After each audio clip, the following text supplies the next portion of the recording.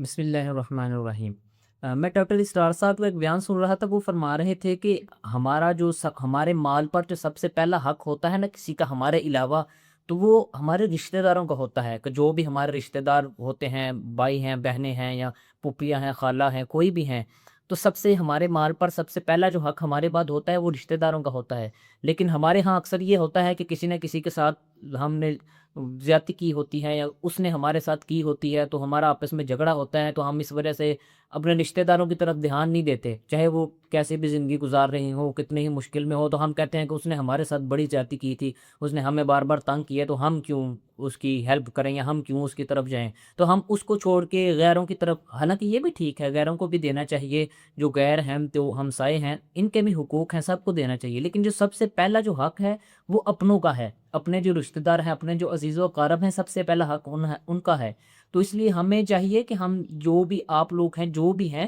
تو وہ سب سے پہلے یہ دیکھیں، چاہے آپ کی کسی رشتہ دار کے ساتھ لڑائی ہے، جھگڑا ہے، کچھ بھی ہے، لیکن آپ اس کو دیکھیں کہ اگر اس کو ضرورت ہے تو آپ سب سے پہلے اس کی طرف جائیں، نہ کہ آپ اس کو چھوڑ کے آس پاس سب کو دیتے رہیں، لیکن آپ کا جو رشتہ دار ہے، آپ کا جو عزیز و اقارب میں سے ہے، وہ بیچارہ پریشان رہے، تو صرف اس وجہ سے کہ آپ ان کے ساتھ جھگڑا ہے، تو جھگڑا ایک الگ اپنی جگہ پہ ہے، لیکن ضرورت مند جو ہے وہ سب سے پہلے اگر وہ حقدار ہے تو وہ اپنا رشتہ دار ہے۔ اس لیے سب سے پہلے اپنے رشتہ داروں کا خیال کرنا چاہیے، اس کے بعد باہر دوسروں کا خیال کرنا چاہیے۔ اور یہ کوئی ایسی بات نہیں ہے کہ کوئی بھی بندہ اپنی طرف سے کوئی اٹھا کے کر دے، اسلام جو ہے وہ اسی چیز کا درس دیتا ہے کہ انسان پر سب سے پہلا جو حق ہوتا ہے وہ اس کے عزیز و اقارب کو، اس کے رشتہ داروں کا ہوتا ہے۔ تو